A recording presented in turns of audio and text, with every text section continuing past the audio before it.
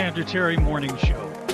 Cassandra Terry, the mindset coach and founder of Manifesting Miracle Makers, rounded up her LinkedIn family once again.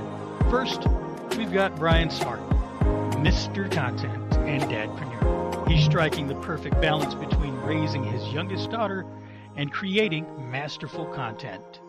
Next, meet Denise Annalise Spiller, the gig expert and relentless traveler and writer. She turns every gig into an adventure. Then there's Jay Pasquale, the storytelling strategist, a poet and voiceover artist. He's weaving tales that'll make you think, laugh, and maybe even change your perspective. Grand Rising. Get ready for a show filled with wisdom, inspiration, and the magic. Let's welcome Cassandra Terry and the rest of the fam. Hello, hello, hello. Welcome to the Wednesday edition of the Cassandra Terry Morning Show. It is Wake Up Wednesday. It is time for us to wake up in every aspect. We're physically awake. We need to be mentally and spiritually awake as well. Turning on the juices in all aspects of our lives, tapping into our lives at every level to ensure that we are being intentional in what we're doing in every moment of our lives. Time is such a precious gift, and none of us know exactly how much of it we have. But when you realize just how special it is, how precious it is, and you put the value to it that it deserves, then you start to think about how you spend it just a little bit differently. You look at the things that you intend to do with your life. What are your goals? How are you wanting to show up? Who do you want to spend your time with? When you are clear about your desires, it helps you to focus in and be more intentional about what you do with that precious gift of time. So we want to think about that today. We want to remind you of just how important focus is in every aspect of our lives, being intentional, taking the time to think about how we're spending our time will actually elevate your life in a way that you may not realize. When we go through life just reacting to what shows up, that's one way of living, but it's very chaotic. You don't have control. You are a victim of whatever circumstances come your way. But when you flip on the switch and you become intentional and you have a plan for your life and you're working through and implementing that plan, it doesn't mean that things aren't going to happen. You'll get knocked off your square from time to time. However, when you're intentional, you're prepared, you you do what you need to do to overcome whatever's just come up, and you get right back in the game. So intentionality makes you spend your time in places and doing things that are going to move you towards the life that you're building, right? Instead of making that journey just that much more difficult. So it begins with knowing what it is you want to construct. Imagine building a house, right? Absolutely no blueprint. It would be very difficult. You could put up a structure, but would you get the best of what you could have gotten? If you don't have a plan, you just get what you get.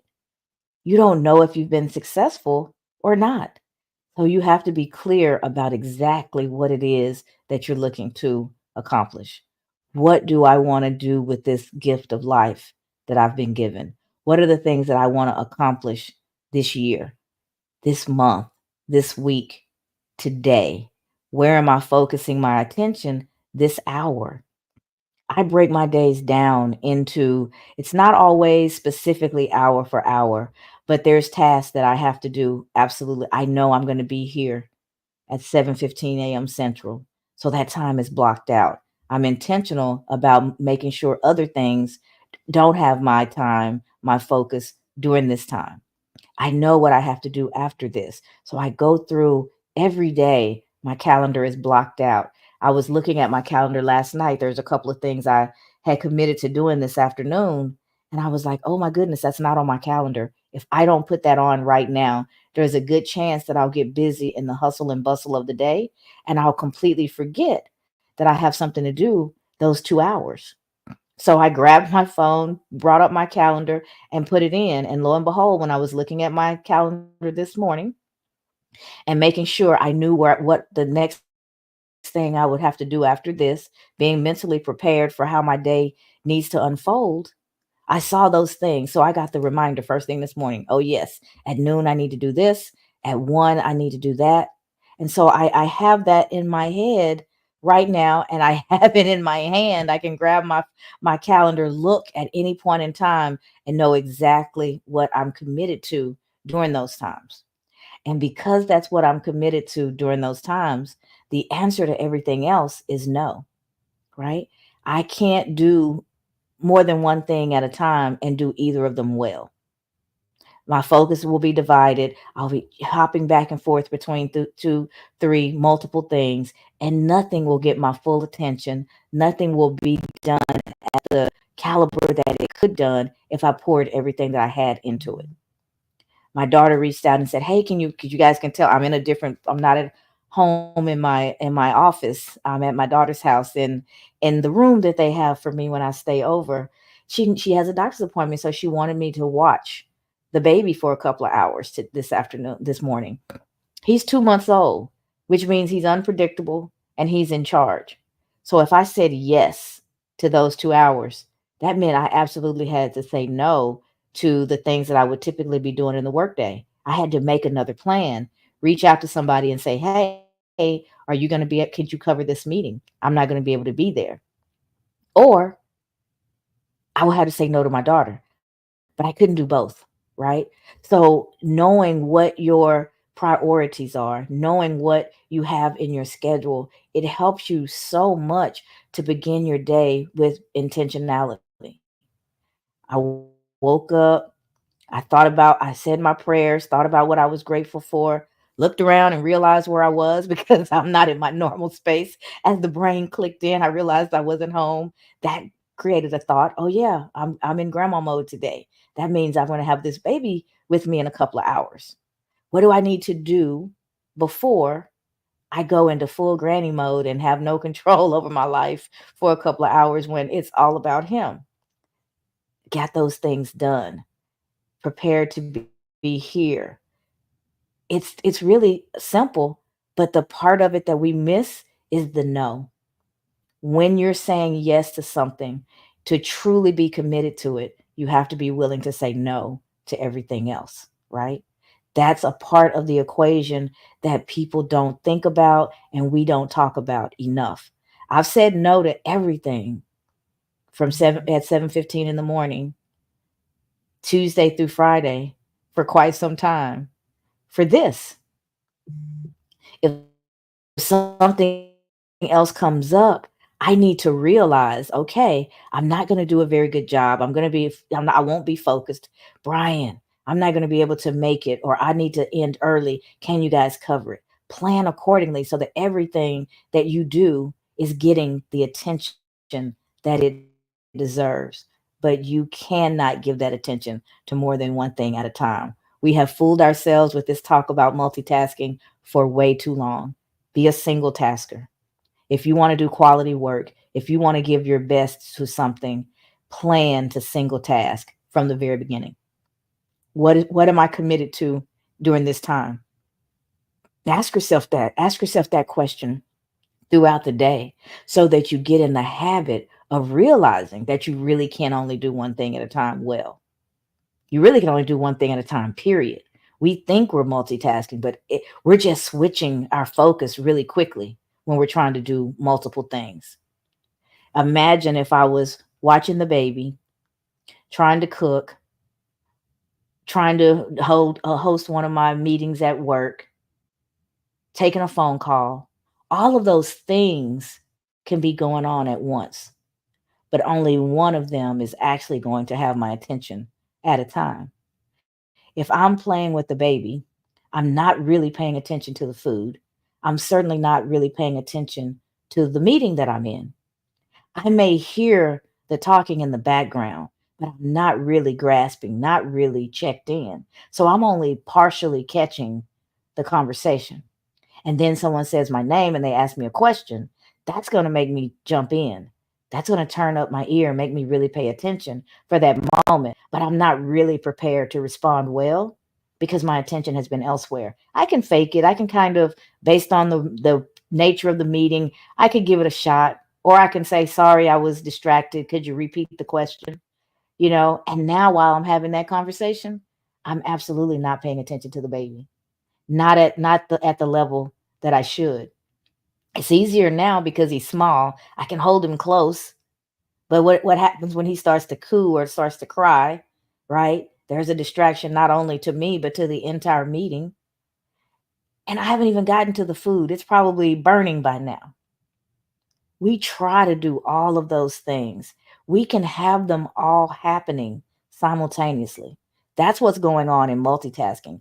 All the things are happening at the same time, but only one of them is really going to have your attention at any particular point in time. You just jump quickly from one to the other. You hear your name, so now you're tapped in a little bit more. So you turn up your attention in that spot, you turn down your attention every place else. You start to smell the smoke, so you run into the kitchen. That has your attention now. If things are burning, you have to actually not just pay attention, but you have to get active. So now you're certainly not paying attention to the meeting and you're not paying attention to the baby. But we think all the time that we're doing all of this stuff.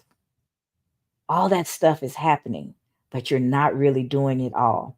At any point in time, one of those things can actually have your attention. That's how our brain actually works. We've just fooled ourselves because we've learned to change our focus so quickly to a fault, to where now it's very difficult to actually clue in on one thing for a particular amount of time. After a while, we just fade away because we've trained our brains to switch so quickly, context switching all day long. Sometimes I look at my calendar, I may have 4, 5, sometimes 6 hours of meetings back to back with no real break in there unless something ends early or something gets canceled. And I may go for 3 or 4 hours and every meeting have a different topic. There's not that continuous flow. At least I'm talking about a similar thing so I can flow through. I'm context switching. So if I haven't built any time in my calendar from the time one meeting ends and the other one ends and the other one begins, I don't even have the good mental ability to switch my brain from what just happened in that last meeting to be really prepared to start the next one. That space to reset and to really give your focus to the next thing is important. But we just slide from one to the other, and the day just becomes this mess of activity, busyness, busyness.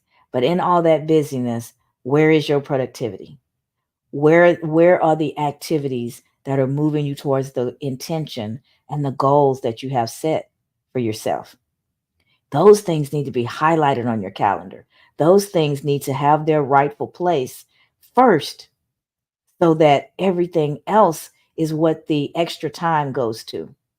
Calendar the things that are important to you before you calendar anything else. There's some things that you've already committed your time. If you have a job, our job is no more than selling our time for a price, right? Maybe you have an annual salary, a monthly salary, maybe you have an hourly wage.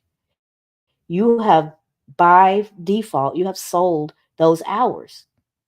So that's a big block on your calendar that's already gone. You have an exchange set up in place to purchase those hours, and you're committed to those activities during those hours. So that's easy. Block it out. Hopefully in that block, you block out food. You block out time to get up from your desk and walk around a little bit. Maybe get outside and go for a 10-minute walk so that you can reset and get back and stay focused and aware the entire day. Being intentional about that self care, building that into those 8+ hours every day. You can do it. It's just you just have to be intentional about it. Plan for it. Intentionality means you're planning how you're spending your time, right? So Build in the things that are important, block out the time that's already sold, and then look for the white spaces on your calendar. What's left? What's left and what's important for me to do? And you start to see where you actually have the opportunity to do the things that are important to you to get done. And you make sure you put those on the calendar too. It's whatever your self-care routine is, you know? Is it walking? Is it going for a massage? Is it finding times to meditate? You know what works for you. Do you have it built into your day? Are you trying to gain a new skill? When do you practice it? You have to have it built into your day. The things that we don't calendar, that we don't schedule, that we're not intentional about, we leave to happenstance. Maybe they happen, maybe they don't. But with just a little bit of intentionality, you can guarantee that they're going to happen by creating space for them. That's what time blocking is: identifying what you've committed to, seeing what time you have left, and filling that time with the things that are important for you to do. Your time block should have what time you're waking up, what time you're going to sleep, what time you're going to eat, and then all the activities that are important for you to get done during those precious waking hours. And when you get into a routine of honoring your time at that level and being intentional about how you're spending it in that detail, nothing's going to stop you. There's no way you won't be successful at the things that are important to you. And you will move from being merely busy to being productive. You don't want your day to end just by doing a bunch of stuff. You want to go to bed at night, slip into those covers with a smile on your face, so proud of all the things that you've accomplished. And I'm not talking about having to do these monumental things every single day. No, breaking those monumental things down into bite sized tasks that you can do every day that are going to move you towards accomplishing that larger goal. That's how we get there. We say it all the time, right? Step by step, choice by choice. All the decisions that we're making throughout the day are the very things that will determine our level of success. If you're not getting to the things that are important to you, if you don't feel like you're being successful as successful as you could, just take a step back and spend some time evaluating your time. What am I doing with it? Where is my day going? What am I focusing my resources on? My energy, right? Where does it go? What do I give it over to? And then once you've determined those things, to adjust. Just having the awareness helps you to get your power back, because what we are aware of, we can effectively change.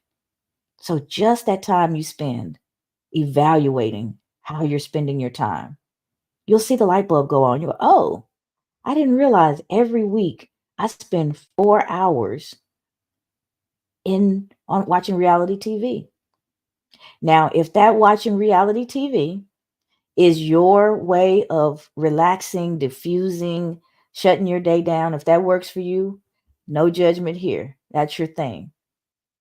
But you need to evaluate that. How do I feel as I'm taking these inputs in? Is it putting me into a mindset of being successful? Is it relaxing me so I can recharge my battery and get going again? Or is it frustrating me? Is it making me compare myself to something that's not really real and I don't feel as good about myself? You have to be real about what you're experiencing. And when those experiences are not healthy for you, not helpful for you, then you're responsible for changing them. Do something different. That's 4 hours a week. Because if we do something for just an hour a day, that's 5 hours in a work week, 30 minutes a day. That time starts to add up pretty quickly. So you can take that time back and decide to reallocate it to something that's going to be productive for you. Maybe I'll go work out during that hour. Maybe I said I wanted to write this book. So maybe I allocate that hour a day, a day to blocking that time off to just write.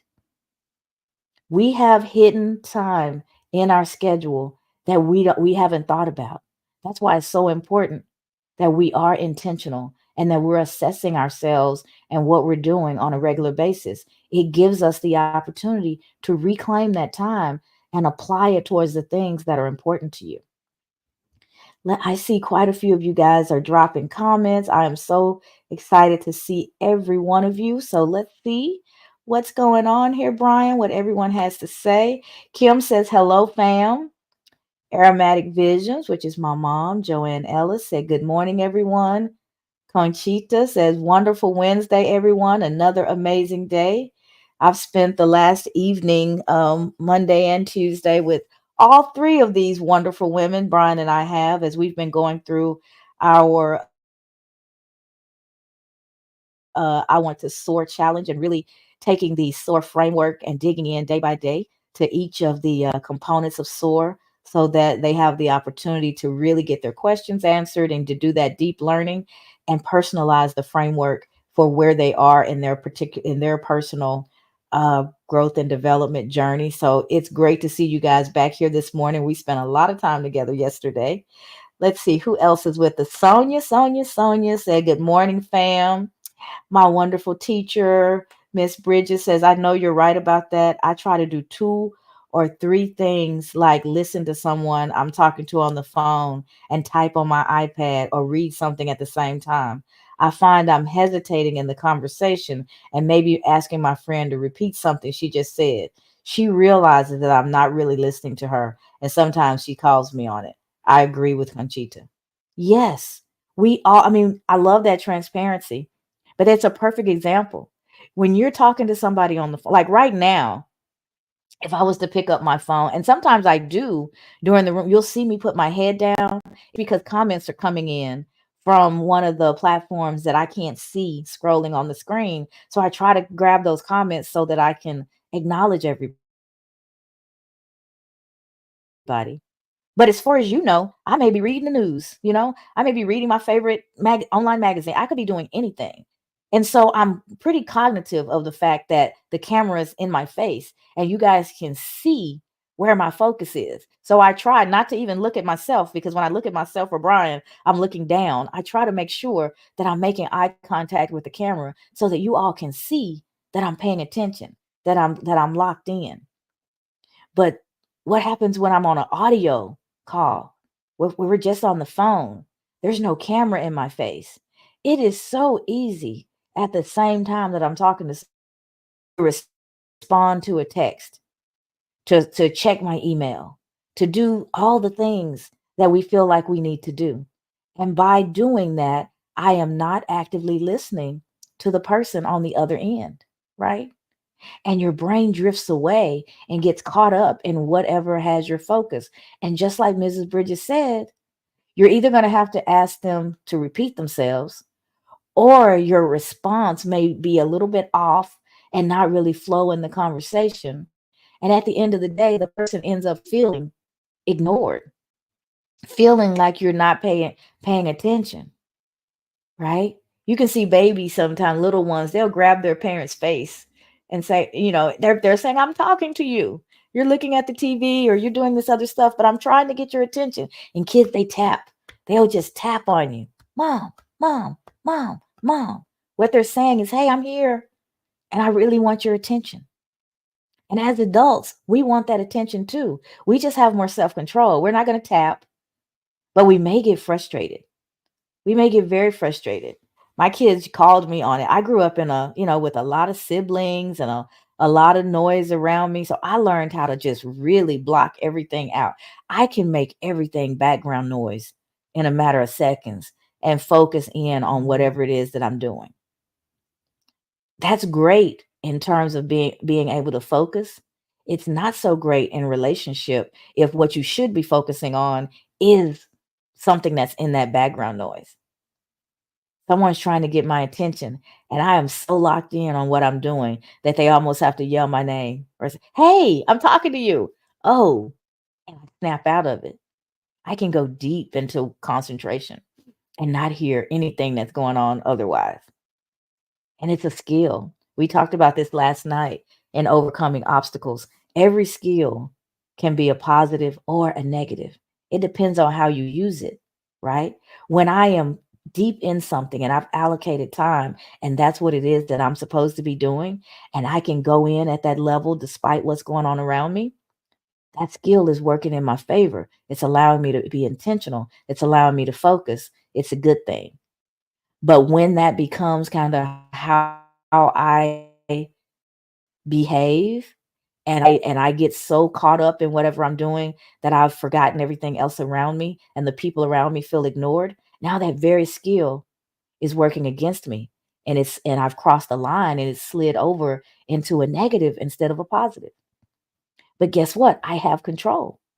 With awareness, I have absolute control, and I can remind myself at any point in time, the focus of this moment, what I'm being intentional about right now is X. And then I make sure that that's what I go all in on. When it's time to be with the family, I have to give that same level of concentration and intentionality. Otherwise, the message I'm sending to the family is you're not as important. I'll get to you when I get to you. And sometimes we send those messages without intending to because we're so accustomed to those folks being around. We take them for granted. And it doesn't feel good to think about it that way. But I know I've been absolutely guilty. If you guys realized how much I've been grinding for the last 2 years, creating things, showing up in these spaces, saying yes to speaking engagements, writing the book, marketing the book, right?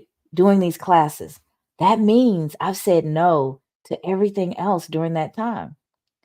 So if I don't say a very loud yes to the family, to the friends, I had to be really humble with a friend of mine a couple of weeks ago because we hadn't spoken in so long. She was like, "I get it. I see all the work that you're doing. I'm so proud of you." It's very uplifting. But at the same time, I wanted her to know that she's important to me too. And the fact that I had not spent enough time with that part of my life hadn't fallen short on me, that I realized that, and that I wanted to make time for them and that they were important to me. It's important to let people know that they're important because without saying it, you can show them that they're not. And 99.9% of the time, that's not our intention, but it can be a natural result of how we show up or don't show up for each other. So that's the beauty of being intentional and having this space. We can talk about it now. And as we're talking about it, we start to get pictures and remember times in our lives and places in our lives. And but the most important thing is having it in your brain today as you go out to for the rest of today and tomorrow and into the future. And you're thinking about being intentional about what? What am I setting my attention on in this moment? When the phone call comes in and your girlfriend's on the other end, you decided when you answered the call to give that your intention, your attention intentionally. Intentionally, I am going to give my attention to my friend when I pick up that call. Otherwise, let it go to voicemail and call her back when you have the opportunity to really be in the conversation. Sometimes we answer out of habit and we let the phone and the text messages and the emails and all that stuff, we let it control our day. But when we're intentional, we real in this moment, I'm dedicated to doing this thing. So I love you, friend, but I'm gonna get this call in 30 minutes when I'm free and I've completed my task. If it's an emergency, they'll probably call right back. Otherwise, let it go and call them later when you're done with all those other things that are taking up your focus at the moment. But when we can do one thing at a time, we strengthen our relationships because they do feel valued by us. We turn up the quality of the things that we're producing because we're putting our all into it. Everything gets better with intentionality and focus. Let's see. Michael Beverly, thanks for joining. Said wonderful advice, Cassandra. Bob said, what gets written down gets done. I agree with that so much, Bob. what we schedule, what we write down, we turn up the intentionality just by the mere writing of it. We turn that intentionality up in our brains and it becomes a part of what we're expecting to do. That's why it's so important. That time blocking, managing your calendar is so important to me. Don't let your calendar manage you. Manage your calendar. How do you do that? By putting on that calendar the things that are important for you to get done and doing those things. Your calendar manages you when you're just reacting to all the things that pop up. You've given over your control to circumstances and all these external forces. So work that calendar to your advantage by making sure that the things that you've put on it are the things that are going to move you in the direction that you're trying to go. Mike also said, that's how I wrote my book, 2 hours every Saturday morning for a year. Got it done. That's commitment. Those 2 hours were dedicated to that task. There was no way he wasn't going to get it done. Bob said, be an inchworm. I love that. 1 inch at a time. That's how we do it, guys. Step by step, decision by decision, inch by inch, working towards, inching towards the goals that we have set for ourselves. He also said, I ask myself, what am I doing? Why am I doing this? And does it help me achieve what I want and need to do at this present moment? The perfect assessment. I talked to you guys about this. Those assessments we should be doing throughout the day because a lot of things we do out of habit. We do because we're on autopilot. But when you ask yourself those questions, you turn the brain on. You become more intentional. You're actually evaluating if you're using your time well. What am I doing? Why am I doing it? Is this task moving me towards what I'm trying to create for myself or not? Great questions. They will help you stay on target or get back on the path if you haven't. Those questions will get you there time and time again because they wake you up and they cause you to be intentional. Oh, I love this question. Bob said, what is the impact of my actions on the world or for the world? Now when you evaluate impact, that's taking it to the next level. It's not just about what am I doing and why am I doing it. Then the next question is, why does it matter? Who does it matter to? Why does it matter? What change am I affecting? Is it a positive change or a negative change? Because I'm doing this thing, because I'm showing up how I'm showing up, what effect am I having? What impact am I having on the world? Knowing that will turn your value volume up so high. You value yourself, you value your time, you realize that you're having an effect. That's important stuff. Thank you for that question, also, Bob. Conchita says the SOAR sessions have been worth every minute. I encourage everyone to join for day 3 and day 4 if you want to soar. Thank you, Conchita. I'm telling you, Brian, Conchita is trying to take your Dr. Seuss crown. She's coming for you. Every day this week, she dropped a new verse. She has been rhyming at a level I have not heard her ever rhyme at. So you may be dethroned by the time the week is up if you don't start turning up those rhymes again. But thank you so much for that endorsement, Conchita. It has been time well spent for me in going through it's just amazing to hear your comments, all of you, see you guys growing and taking something that I feel like to this point is lifelong work, a part of why I was born, something that I was intended to bring forth to the world, and to see you guys consume it and actually be positively impacted by it is it's a dream come true. Really, it really is. And Kim says, hey fam, you are all important to me, just FYI. And Kim, you are absolutely important to me. You're important to our SOAR community. You're important, period. And that goes for every single one of you. Your value is immeasurable. But where do you have the measuring stick? Are you seeing yourself that way? When you look in the mirror, you should see something of such value, of such importance that you can't help but to smile. If you're not smiling back at yourself, have you ever seen a baby? When babies catch their reflection, they immediately smile. They immediately engage and want to have a conversation. They want to know who that cool person is. How do I get to hang out with that person? We should be just like those babies and love ourselves at that level. Fall in love with your reflection and your inner reflection as it's shining through and making impact on the world. Know what that is because that's going to help you in your self growth, self awareness journey. That self confidence will skyrocket when you know your value. Ramesh, I don't know if I've seen you with us before. Thank you so much for joining. Ramesh says, thank you. Valuable lesson learned. Thank you, Cassandra Terry. You are absolutely welcome. I have talked for a long time and I haven't even shared the quote with you guys today. So let me do that. And then, Brian, I'm going to go over to you for what you'd like to share on intentionality and or the quote. Intentional living defines your life before circumstances destroy it. How about that? Intentional living is going to give you that definition, that framework for your life. What it is that you are wanting to do, where it is that you would like to go, who it is that you would like to spend that time with. When you're intentional about that, those things will become reality. When you're not intentional about that, you're a victim of circumstance and you may absolutely never get around to those things. Or when you do, you're so worn out, your brain is split in so many multiple different directions that you don't give your attention to those very things that are most important to you.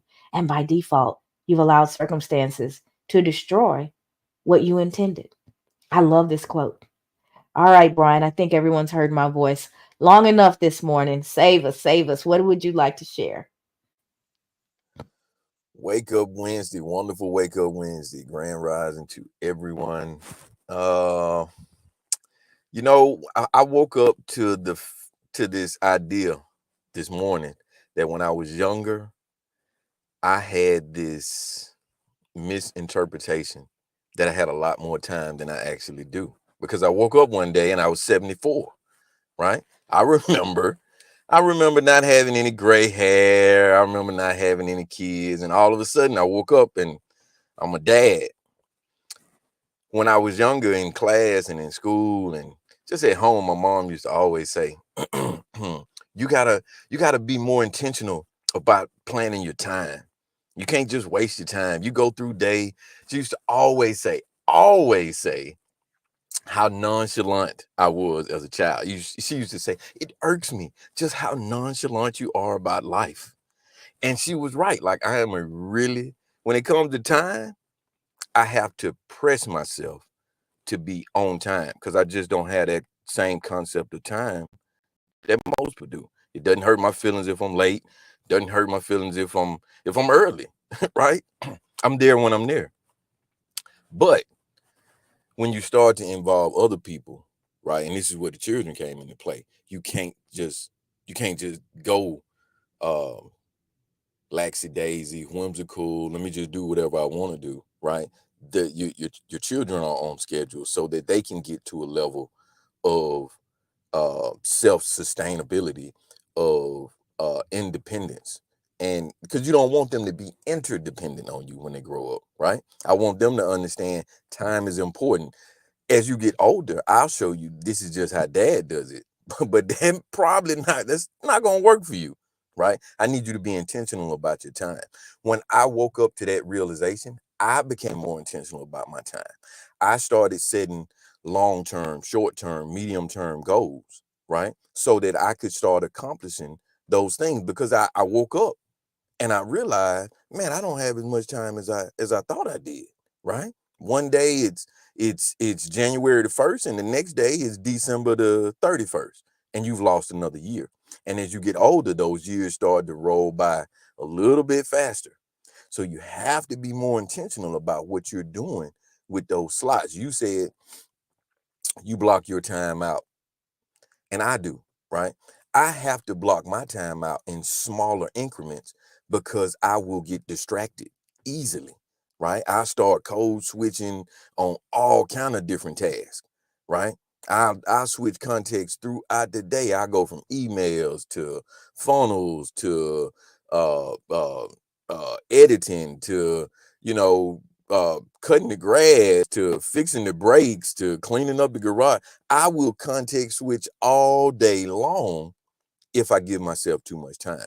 But if I give myself those units that I created, I found that I get more accomplished, right? And no, that's just the way I do it. It works the same for anybody as long as you say, I believe it was Bob that said for a year, every Saturday morning he took 2 hours and he got that book written, right? Because he was intentional and definite about his time and his objective. You have to be like that in order to make anything work, right? We always talk about compounding interest when it comes to money. Interest, the interest that compounds from the interest that you take in a thing is what builds that thing up. That's what compound interest really is. You know, it's not this thing that's just in the ether. It's the interest that you've taken in that. The compound interest over time that people talk about with money is because you took an interest in being intentional about putting your money back. Do the same thing with the work that you do, with your family, with your personal goals, with your spiritual development. You got to be intentional down to the nanosecond, right? If it takes you setting up 20-minute slots every hour of every day, do that. If it's an hour, do that. And then start to analyze. For me, I can't just go in and put those into the slots, put those things into the slots. My brain just is too much in it. So what I do, I take a notepad and I just write out everything that needs to be done. And then I go in and I organize and articulate what's most important, right? So if this thing needs to be done, then I go in and I look at that. Okay, this is really, really important. What else goes along with that? What are the tasks that are associated with this major goal that I have? And then I just go through and start adding those in and I X out all the rest, right? So I might write down 20 things, but I'm only going to do those three. But I had to get those 20 out. And who knows, those other 17 may come back later. But for right now, let's focus on the three. Let's get the three done and let's move on. This, I had to wake up to that. I wasn't like that. I was the guy, oh, I can do it all in my head. I got all the time in the world.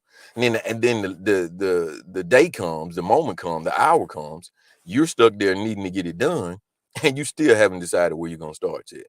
Don't be that guy. Don't be that gal. Be the individual that makes a plan so that when those things arise, those things by happenstance, and they do arise, you will have made a roadmap so that even when those bumps in the road occur, you can still navigate your way to your destination. That's wake up. I woke up to that fact. Wake up to that fact. That's what you were talking about in SOAR last night, I believe. It stuck with me. I dreamed about it. I woke up thinking about it. Thank you, Cassandra Terry. You are very, very welcome, and thank you so much. Ramesh says, this is great to know about nanosecond. This is really a new world to me. I intentionally take this moment. Thank you to wake up my internal me. What an amazing comment, right? In the moment, he's taking it in and integrating so that he can show up differently for himself and others, because that's what intentionality allows us to do. It allows us to set the target and reach the target because we are focused on just that thing. And the nanosecond, or Brian talked about breaking his time block down into smaller increments. That's key. First of all, you have to know how long you can hold your attention. The more you know about yourself, the more successful you can be in not only in your planning, but in your actual implementation of those plans. I've said this before, but there are quite a few people who are not always here. I know that I am sharpest first thing in the morning, which is why doing this at 7:15 is no issue. And I'm sharpest later in the evening. In the midday from 2 to about 4 o'clock, my brain is mush. I am tired. It's hard for me to focus. So I can't do deep work during that time. That's not the time for me to read a contract. That's not the time for me to build strategy. That's the time where if I do have to work, it is more repetitious, kind of low brain work for me, things that don't require me to do a lot of thinking. So I'm careful in my planning. I don't plan things. I'm not going to deliver the best product that took deep thinking from 2 to 4 in the afternoon. First of all, I've been up for quite a few hours and productive doing stuff for a long time by the time 2 o'clock rolls around. So that's when my brain starts to say, overload, had enough. I'm gonna slow down, and I need you to allow me to recharge. So I know that about myself. So I plan that into my day. 2 to 4, forget about it. Probably somewhere in there may be a cat nap. Even if I'm at the office, I'm going to sit and close my eyes and just allow my brain to rest for a little bit. Because that 15 minutes that I used to think of as stealing, if I steal away those 15 minutes, no, it's not stealing. It's self-care. The 15 minutes that I take, 20 minutes, whatever it is that I take to shut down during those 2 hours allows me to get productive again for the remainder of those hours. Because the workday is not quite over yet. It's only 2 o'clock. But I know I'm not going to produce my best product. I am not going to be at my best during that time. So, in knowing that, I can adjust accordingly. I talk to my manager about that. I talk to my team about that. I tell them I'm going to be more forgetful during this time. So, if y'all need me, you're going to have to grab my attention. If we're talking about something, write it down to make sure we come back to it. Because from this time to this time, I am operating on fumes. I've got to find my 15 minutes. Maybe I go for a walk. Maybe I go get someplace quiet and just close the door and sit down. I don't feel guilty about not working those 15 minutes because I know that if I take them the rest of the day, I am going to be more productive. I'm going to turn my productivity back up and be able to produce at a higher level. If I don't take those 15 minutes, now for that whole 2 hours, I'm just pushing through, doing the best I can, but not the best that I'm capable of. I'm just doing the best I can in that moment because I'm exhausted, because my brain needs a reset. Know yourself.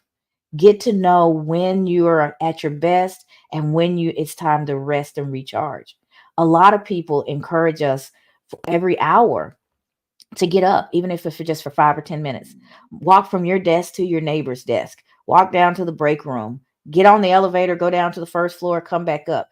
Do something to get away from that sitting and that constant mental grind. I think we forget that mental labor is just as taxing as physical labor, and we don't get the muscles, right? If I'm out there swinging a sledgehammer for hours at a time, no one is going to question that I'm tired, right? And I'm going to get the muscles, the abs to show I'm doing that manual labor. But that mental fatigue is real. Our brains get tired. We're swinging those mental sledgehammers all day long. And nobody thinks about it the same way we think about physical labor. But it's as taxing on the brain as the physical labor is on the body. So you have to take that break. You have to give yourself a chance to recharge and be intentional about that. Celebrate the fact that you're caring for yourself at that level and start to talk to people about the fact that that's what makes you better. If I take this 15 minutes now, I'm ready for the next hour and a half. If I don't take these 15 minutes now, for the next 2 hours, I'm just getting along as best I can, but I'm not able to produce at my highest level. Those are important things to know about you because then you can put the right strategies in place. If you're a person that can concentrate for an hour, take your hour and then break and come back and take the next hour to do the next task. If an hour is too long and you find yourself floating away, knock it down to 30 minutes. Are you okay for 30 minutes? Are you able to concentrate that long? If not, knock it down to 15. There is no right or wrong. And the person who needs to change every 15 minutes versus the person who's doing it for an hour, one's not better than the other. We just have different needs. And when you know what your body needs in order for you to be successful and you're giving your body that, you're setting yourself up to be even more successful. But if I don't want to be the one to get up every 15 minutes because those people around me sit for an hour. They may not be able to concentrate that whole hour, but they're thinking the same thing that you're thinking. You guys would be amazed at some of the changes I've seen in my job just because of the way I behave. I started talking to people about being off and really being off and stepping away from my calendar and the notices that come. And I started to notice more people. And I would tell them, oh, I'm leaving early today because my kid has this thing or that thing. And I was open and transparent about it on purpose. Because one, I wanted my team to know that's how they were able to control their lives. I tell them all the time, if you've got something going on in your personal life, do it and enjoy it. And when you come back, not only are you going to appreciate the job more, you'll be able to do it better because you're happier, you're more at peace. You're not torn between the activities here and where your brain is because you're missing your kids' recital, right? So I talked about that stuff out loud on purpose, not just to my staff, but to my management team as well. I got to go. My kid's doing this. I got to go. I'm going to watch the grandkids do that. I got to go. I'm going to get my hair done because I'm so busy we work such crazy hours that I have to find that time where I can. And I took the stigma away from self-care in our work environment. And I noticed slowly. I was so proud one time when one of my upline managers came along and he didn't come to a group meeting that we had. And I said, "Oh, you must have been super busy because you didn't miss the meeting." He goes, "No, actually, one of my favorite teams was playing." And I stepped away for a few minutes to catch the end of the game. That transparency spoke volumes to me. Talk about affecting change.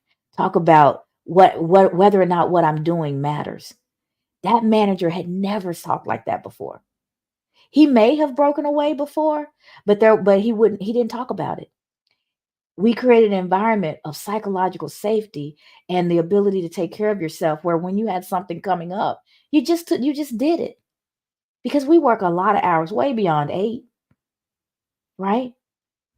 And I started to tell people, okay, if you want to clock my time, that's fine. Because you're actually going to do me a favor. So if you're going to clock my time, I'm clocking in at 8 and I'm clocking out at 5. So all those evening calls and stuff that crops up, I'll get to it at 8 o'clock in the morning. Because sometimes you just have to make stuff real and help make people understand. Because we have default feelings based on the environments that we've been in. We have default feelings about how things go. But when you actually say it out loud, sometimes people, oh, that was what I was thinking was absolutely silly. Of course, you work all these extra hours. So, no, it's not a big deal if you have to go in the middle of the day and do X, Y, or Z. I normalized that just by talking about it. I didn't preach about it, no soapbox, no big deal. I just started to talk about how I was managing my days. And slowly I saw other people start to do the same thing. Did our work go down? Absolutely not. Just as productive, but some folks are happier because they're not so torn. We can quietly affect change just by being an example. So back to those questions. What am I doing? Why am I doing it? Is it moving me towards my goals? What's the impact it's having? And when we say the world, sometimes that we think that's so big. Your world is your environment. So when you're affecting change in that environment, it ripples because everyone that you're interacting with now has been affected by that, and they're going off and affecting those in their environment. And it just keeps going on like a pedal being dropped in a puddle. Affecting change to the world, we're doing it all the time. We just can't see the full ripple. We only see the part that's closest to us, but it all matters. Conchita says, exceptional share today, Brian, to wake us up this morning. Time blocking is a vital tool to becoming more productive. And I am probably going to really mess up your name. It looks like Ibanja to me, which is absolutely beautiful, said hi from New York. Hello and welcome. And I hope I get a chance to hear you one day so you can tell us the correct way to pronounce your name. But we are glad that you are here. Mr. J, welcome, welcome, welcome. We would love for you to unmute and share with us your thoughts on intentional living. Absolutely. Intentional living. One of the things that occurred this morning um, was having an issue with this computer like I did yesterday, except it was worse. And the entire time, I felt like I wanted to punch it, like I did when I was a kid, because I was rambunctious. I think that's a better word than the other word I was thinking, rambunctious. Um, and I just kept thinking to myself, I need to show up. I need to make sure that I'm here. Um, and I can't give up. I need to make sure that I show up for the people who have showed up for me and who have given themselves of themselves to me. And I think about that all the time. And I've been, scolded a few times, trying to show up even when I'm sick. But and I've said this multiple times before, but that's the power of intentionality, especially in a collective. And so, not trying to come up with excuses or anything like that, but making sure that I fix what I need to fix so I can be there.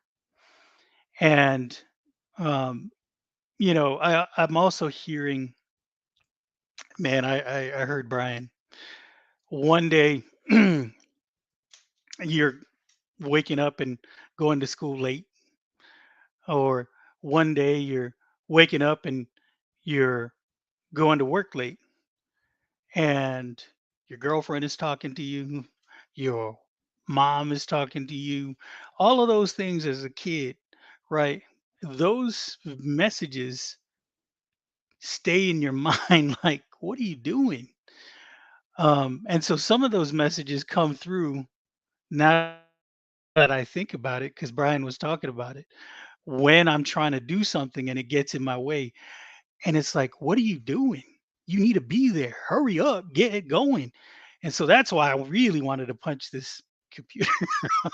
But I also want to punch myself because, there's things that I could do to be able to show up more effectively. Time blocking. Oh my gosh. Like I said before, Renee is such an example of time blocking. Yesterday, she showed me, just again, look at this. And she said, I've done so much today. I even got in two more people in one-on-ones today than I did had originally scheduled, because I'm just punching it today. I'm like, because she's so proud of that. She's so proud of being able to get things accomplished. And I feel that. And so when I heard Brian talk about it, I'm like, yep, just keep, that's exactly what happens in my mind as I hear my mom. I hear those people, those relationships in the past. And that's where really the phrase in my mind stuck. The Southern phrase, show up and show out, show up and show out. And when I first started work in the contact center industry and I was the only person in the room that looked like me, I was like, yeah, don't be a stereotype, man. Don't be a stereotype. And those words stuck in the back of my head. And the other thing you were talking about is being able to show up for yourself and show up for others, and that's living intentionally, right? And so that's really what's in my head when I'm experiencing things and trying to get through. But no excuses. You need to be there. And I had a similar conversation with um my daughter's boyfriend at one time because he was going to work late and he was getting on my daughter's nerves. And I said exactly what I said to myself in my head all those times: show up and show out. Don't be that stereotype. Don't be, they're waiting for you not to show up and show out. Don't be that stereotype. And it really stuck. And that conversation really meant something because that didn't happen after that. But before I get any further, let me let me read the scripture, and then I've got just a few more things. And it's Colossians chapter 3 verse 23. Whatever you do, do your work heartily, as for the Lord rather than for men. And that's a good that's good advice. And if anybody lived intentionally, it was Jesus Christ himself. He had a purposeful mission. He had focused teaching, intentional relationships. Jesus formed that intentional relationship with the apostles and others that he encountered. He invested his time, his energy into mentoring and equipping his disciples, preparing them really to continue his mission after his departure. Because he knew he was intentional with prayer and reflection. Jesus frequently withdrew to being alone and praying and reflecting, and that demonstrated his intentional commitment to his communion with the Father, with God. And we should be doing the same. Sacrificial love, that's intentional. That's the ultimate of intentionality. And he moved forward with it. He cried out once at the end, but ultimately he accepted his fate, and he exemplified intentionality. And that's what I think of. And I wasn't going to let this computer get the best of me, but I needed to fix it and make sure that this doesn't happen again. And that's what it's about. And you SOAR is really something that's beneficial to everyone. And I, without even it, and I'll say this, being vulnerable here, even without attending SOAR, because I've spent this time with you, Cassandra, all this Mm-hmm. time, you've impacted me in so many ways. And one of the things is this book that I'm trying to put out there. And just just seeing you as the example. And that's what you were talking about a little bit being that example. And you have been. You really have been. And I really appreciate that. And so for those people who are attending SOAR, really, you have someone to look to as that example. So back to you, Cassandra. Thank you, Jay. And talk. I'm glad that timing is everything. And I really do try to practice what I preach. So I turned my camera off for just a moment because my daughter opened the door. I had her blocked, and she was getting ready to take the grandbaby to school. She's 5, so and but she won't go to kindergarten until next year. So they're headed to pre-K. And I went, "Oh, Ava's leaving." And so for a moment, I had a choice to make. What was the most important thing for me to do in that moment? Hug my grandbaby. So I turned the camera off. I ran outside really quickly. I gave her a hug. I asked her if she was ready to have a great day. I knew her day was going to be great. Granny loves you. Squeeze me real tight. I want to feel that hug.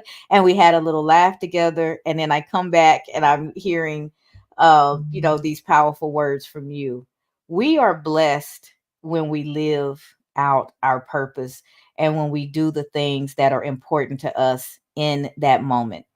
Will I get more hugs with her? Probably, but I'll never get this hug again. I'll never have this opportunity to send her off to school on Wednesday morning, right? Because I'm typically not here.